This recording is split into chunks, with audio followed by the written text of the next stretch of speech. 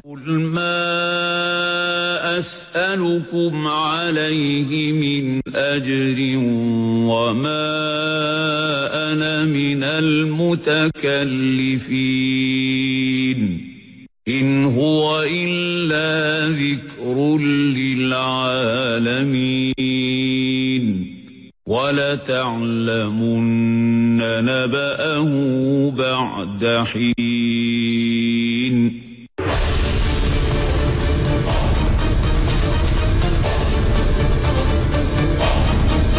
Siraman rohani ternyata menjadi sebuah jalan bagi manusia modern untuk menemukan makna keseimbangan kehidupan.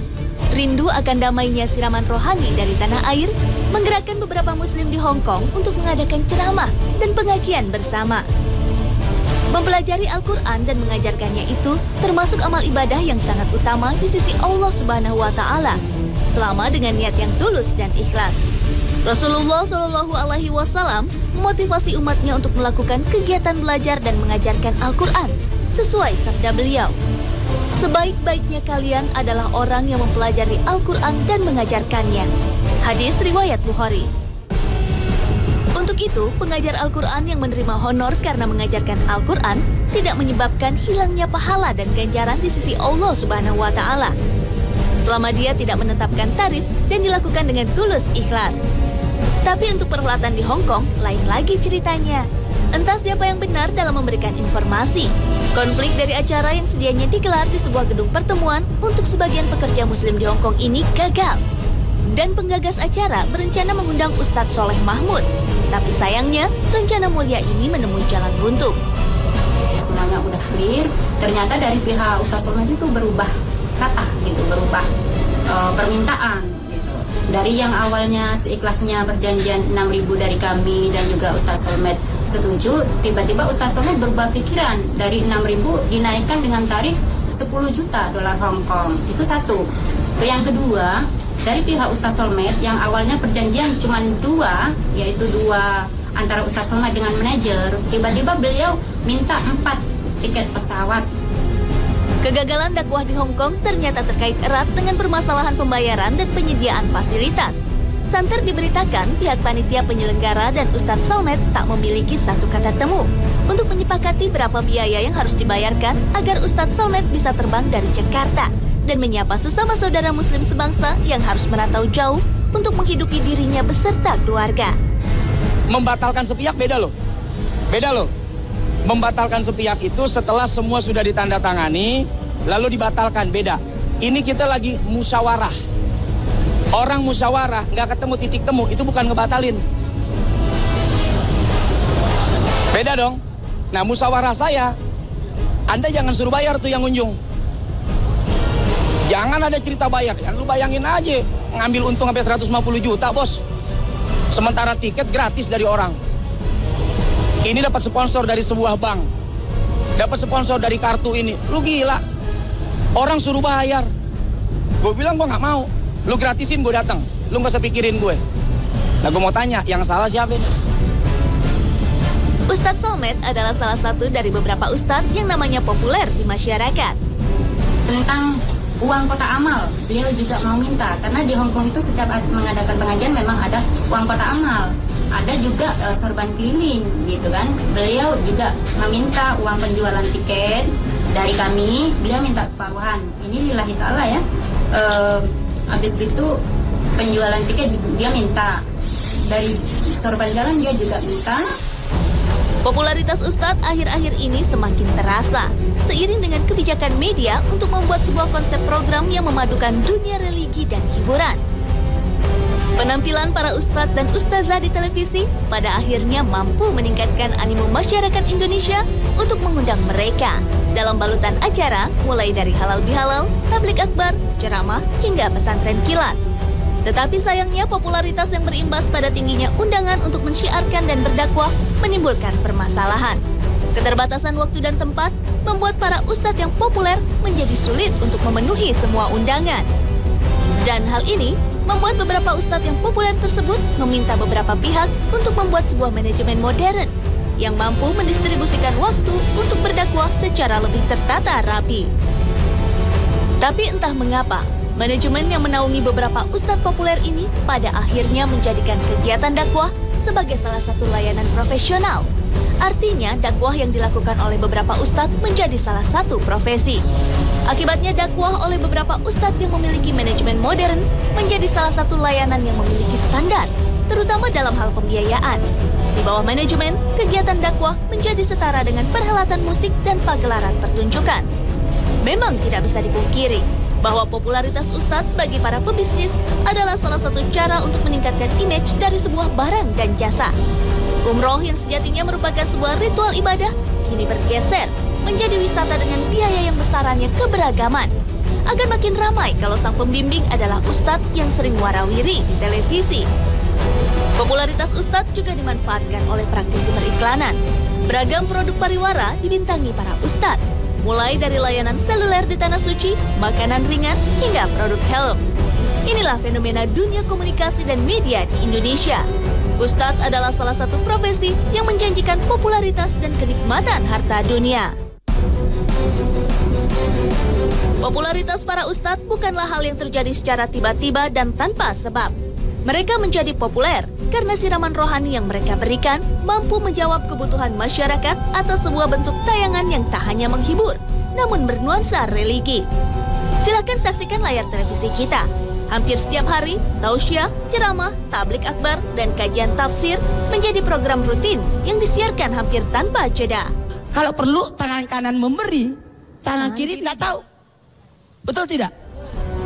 Kondisi ini menjadi salah satu indikator bahwa sejatinya masyarakat modern membutuhkan keseimbangan antara mengerjakan dan mengejar nikmat dunia dengan kesuksesan abadi setelah hari akhir nanti. Popularitas para ustadz modern membuktikan bahwa masyarakat Indonesia haus akan siraman rohani yang bebas dari sikap menggurui dan menakut-nakuti akan ancaman kehidupan setelah kematian. Tingginya animo masyarakat akan kehadiran para ustadz gaul, baik di media maupun secara langsung, membuka mata kita bahwa dakwah yang menghibur adalah salah satu jalan pintas manusia modern untuk mempelajari ilmu agama. Manusia modern tampaknya sudah disibukkan dengan urusan duniawi, sehingga tak punya banyak waktu untuk mendalami ilmu agama secara formal dan khusus. Ketika media mampu memberikan siraman rohani di sela-sela kesibukan tanpa mengurangi produktivitas, maka sambutannya ternyata luar biasa.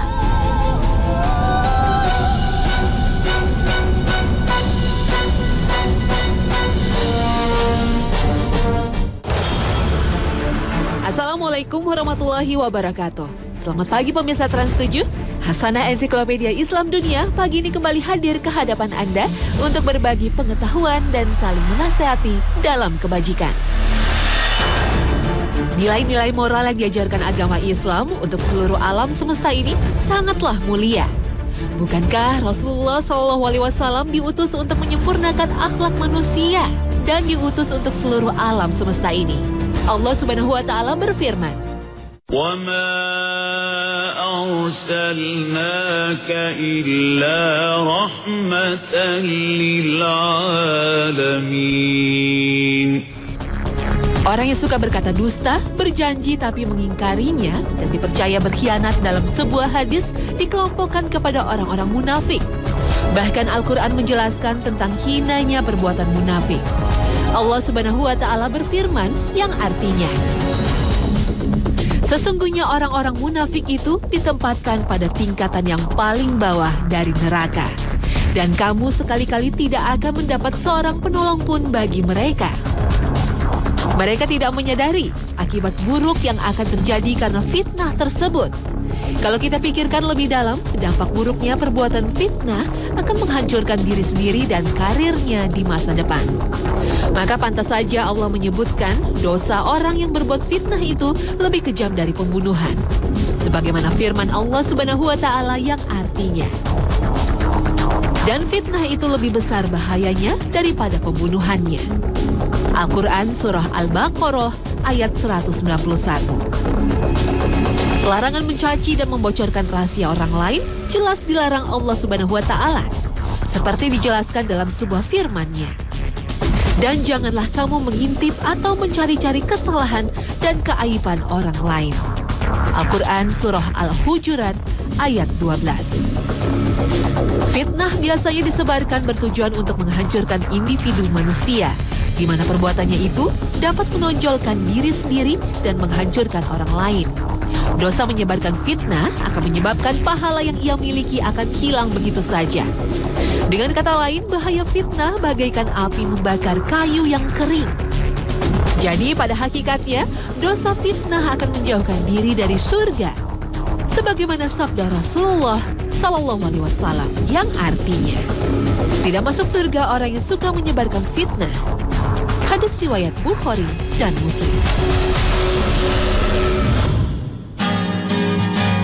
Beberapa abad yang lalu, Nabi Muhammad SAW telah memperingati kita bahwa akan datang suatu masa di mana pada masa itu badai fitnah akan menyelimuti dunia sehingga akan mengancam keimanan umat Islam. Dan Al-Quran pun telah memperingati kita bahwa akan ada fitnah yang akan dihembuskan oleh musuh-musuh umat Islam. Allah Subhanahu wa Ta'ala menggambarkan dengan peristiwa fitnah pertama yang menimpa nenek moyang manusia, yaitu Nabiullah Adam alaihissalam. Allah berfirman yang artinya, "Hai anak Adam, janganlah sekali-kali kamu dapat difitnah, ditipu oleh syaitan sebagaimana ia telah mengeluarkan kedua ibu bapamu dari surga." Al-Quran Surah Al-A'raf ayat 27. Maka pantas saja Nabi Muhammad SAW dalam sebuah hadisnya telah menggambarkan kepada kita tentang akan adanya suatu fitnah yang dahsyat yang akan menimpa kepada umat Islam pada akhir zaman, di mana manusia sudah tidak lagi mencintai agama ini dan lebih mementingkan gemerlapnya kehidupan dunia. Kalau manusia sudah dihinggapi sikap seperti ini, maka tunggu saja kehancuran.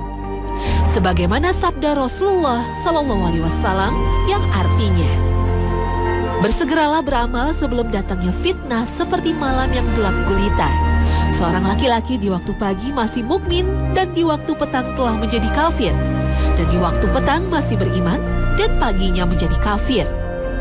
Ia menjual agamanya dengan kesenangan dunia. Hadis riwayat Ahmad.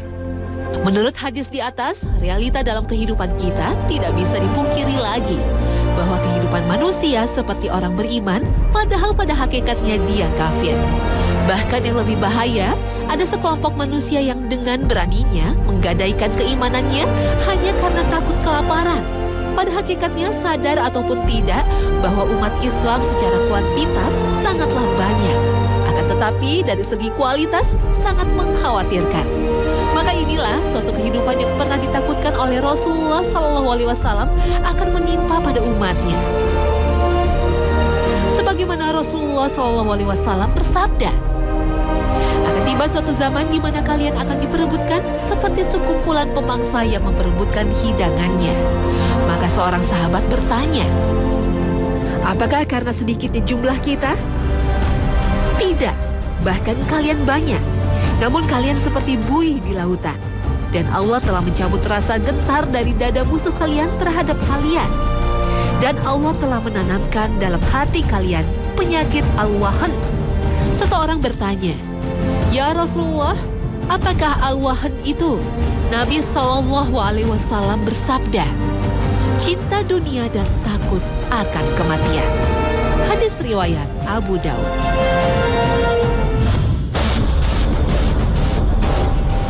Tercatat dalam sejarah bahwa berbagai tuduhan dan fitnah pernah dilakukan oleh kaum kafir kepada Nabi Muhammad SAW dari zaman dahulu bahkan sampai sekarang ini.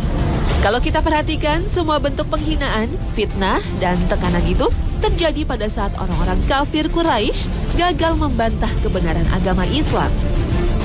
Tuduhan bahwa Nabi Muhammad itu gila yang mereka lontarkan semuanya tidak terbukti.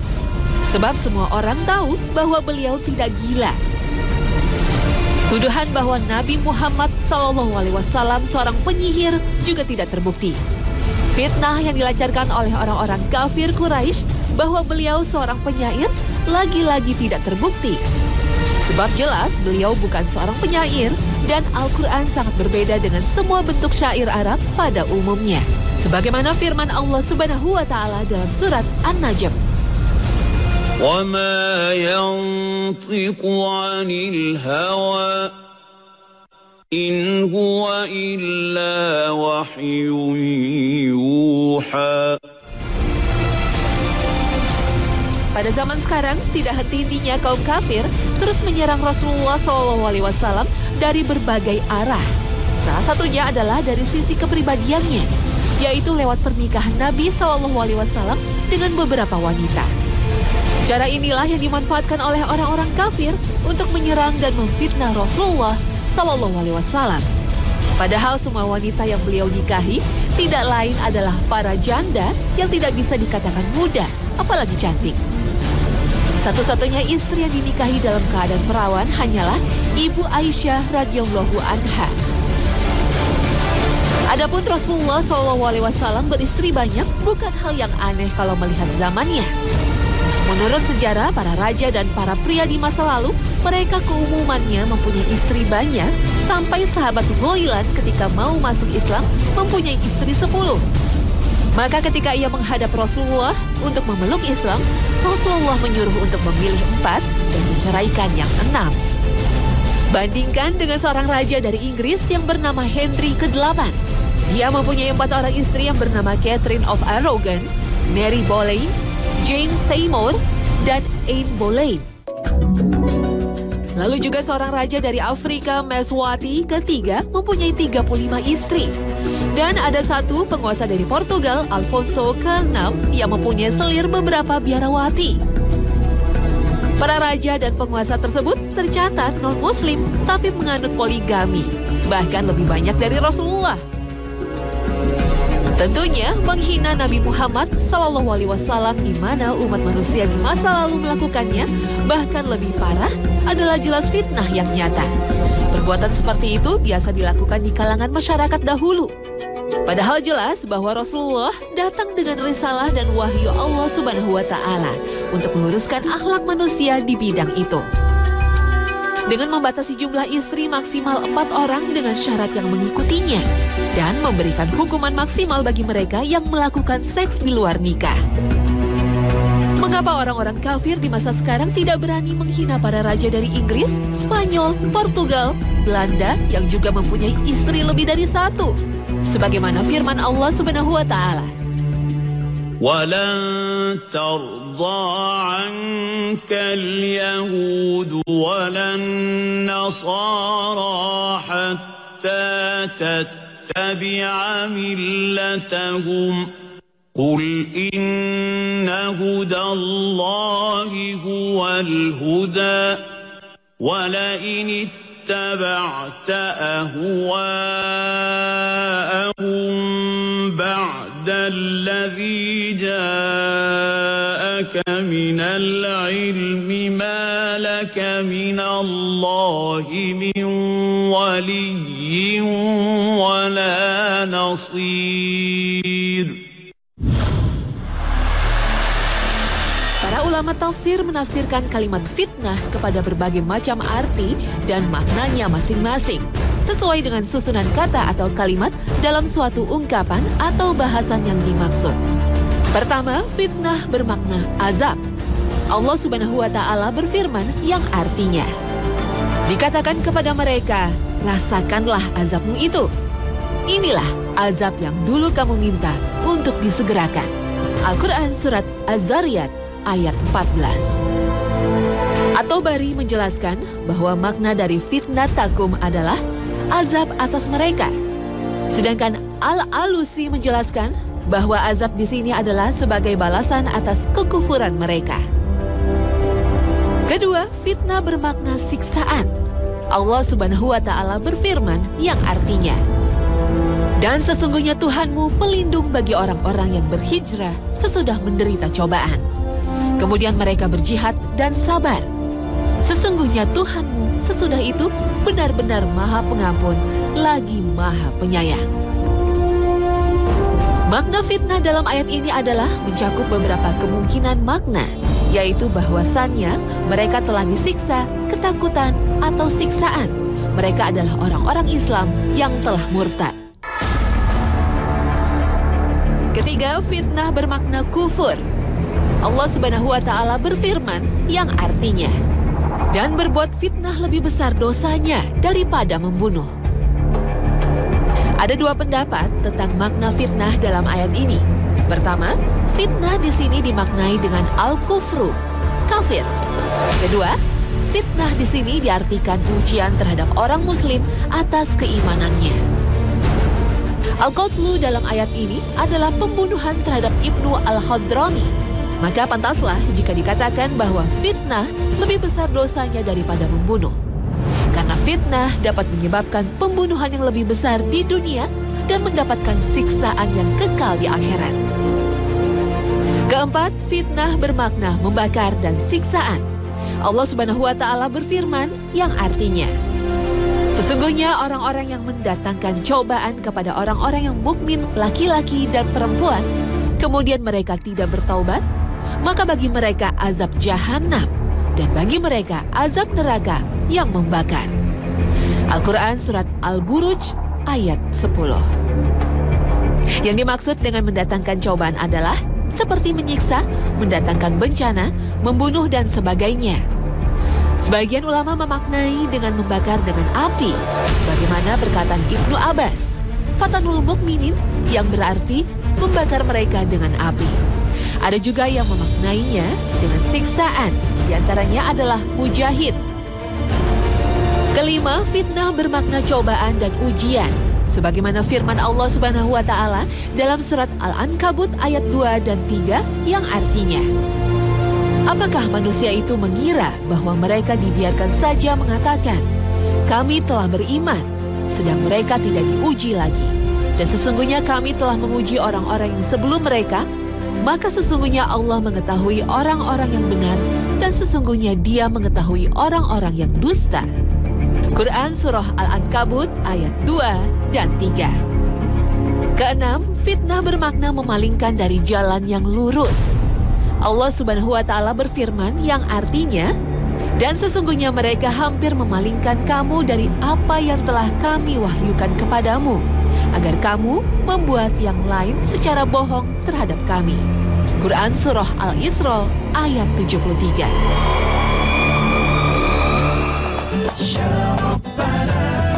Nah pemirsa, inilah akhir kebersamaan kita dalam Hasanah pagi ini. Mudah-mudahan kita bisa memahami tentang makna fitnah dan bisa mengambil pelajarannya. Supaya kita hati-hati dalam menyebarkan berita. Dan semoga kita terhindar dari perbuatan fitnah. Semoga dalam pembahasan ini bisa memperluas hasanah keilmuan kita. Mudah-mudahan Allah senantiasa membimbing kita agar selalu berada dalam jalan yang Allah ridhoi. Terima kasih atas perhatian Anda. Dan wassalamualaikum warahmatullahi wabarakatuh.